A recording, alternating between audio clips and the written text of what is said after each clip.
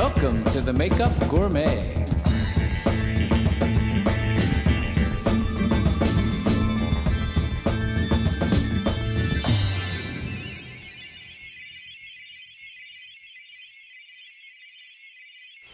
Hello and welcome to the Makeup Gourmet. I'm your host, Chris Scott, and this is the show where I teach you how to cook a look. Now, today's episode is called Seasoned Beauty because the #1 email I receive the most is from women over 40 who say to me, what about me? What about my skin? What about my special set of needs? So this entire episode is going to address your concerns. So we're going to have lots of remedies for you. So sit tight. Here we go. With me today is Kelly Ferrante.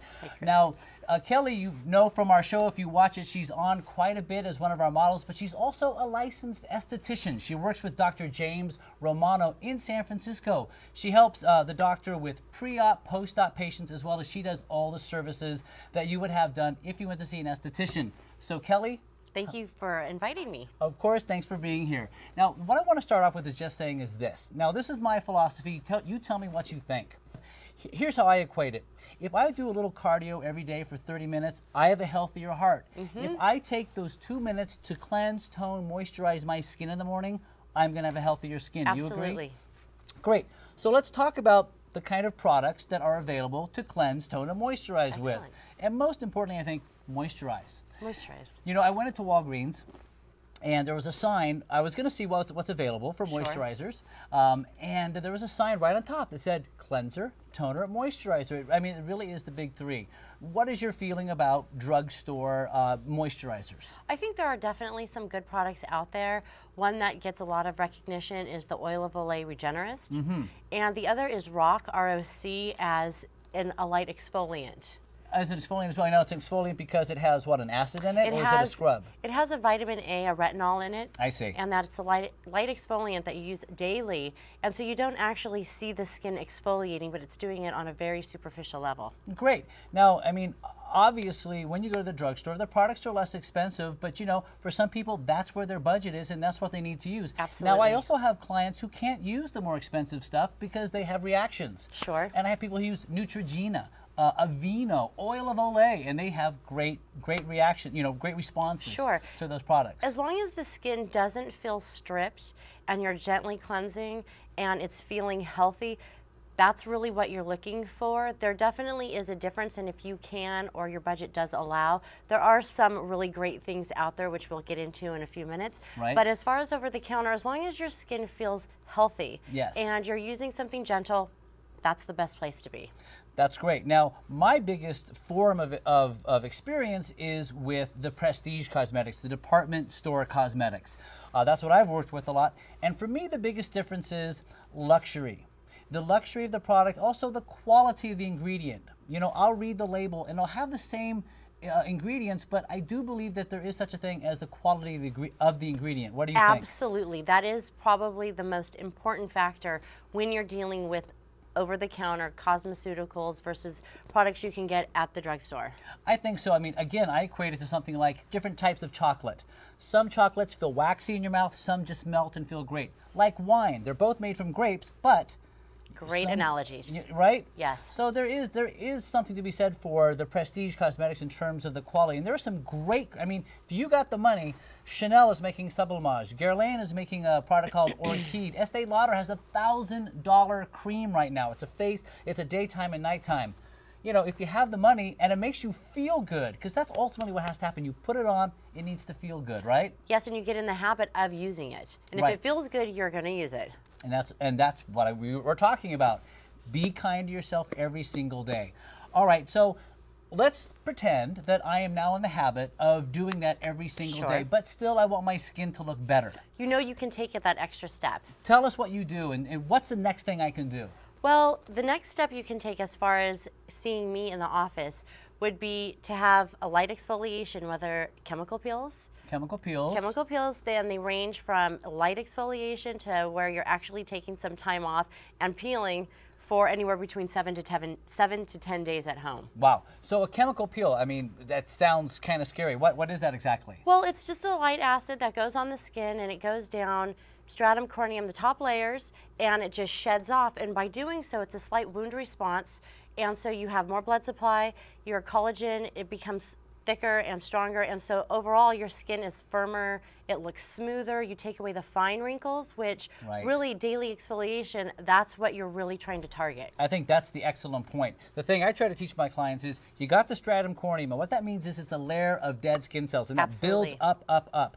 When I get rid of those dead skin cells, does my body then want to replace with more fresh living skin cells? Exactly. Is that what happens? That's what happens. See, so by what you're almost like energizing your skin by doing these treatments. You're plugging it in. What about facials? I mean, facials? What about, because for me, I have problems with my pores. What do I do? How do you feel about facials? Facials are so important. You're teaching your pores to contract just like every other muscle on the body. It has memory. So as we age, the collagen and elastin break down. As you're cleaning out the pores, you're teaching them to contract back down. I think one of the number one questions, what can I do to decrease my pore size? Well, start getting facials. And not only that, not only will the overall appearance look smoother and tighter, but the products that you're putting on will penetrate and actually do a lot more for you. How often do I get my facial? Every 6 to 8 weeks. Every 6 to 8 weeks. Yes. It's maintenance. Around what's the cost for a facial?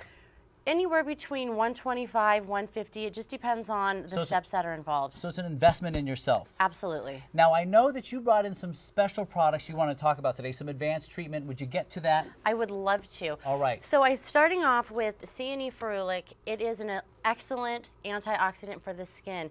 And the reason why I really favor this is because it gives you 8 times the amount of photoprotection. So people who are in sports, outdoor activities, swimming or so forth, it actually stays in the skin and won't wash off. So as sunscreens need to be reapplied, this you don't have to reapply. Excellent. I also wanted to talk a little bit about the TNS Recovery Complex. This is excellent for anybody who's trying to rebuild collagen and depigment the skin. Is that possible to rebuild collagen? Absolutely. That's what we're talking about. So tell us about that. Well, what this does is it has a wound, it was researched and developed for wound healing. Wound healing. Wound healing. And so for patients that we have who've had facelifts, or even somebody who really, once again, likes to be outdoors and they can't be on an aggressive exfoliant. Right. This is excellent. Wow. Yes, and just a few other things that I wanted to talk about. I'm very curious about all of this. This is the heavy duty stuff. Heavy duty, what do you mean by that? Well, deep exfoliation, you're transforming the skin. We'll get to that in one sec. Okay. So I wanted to touch base on what peptides can do for muscle activity.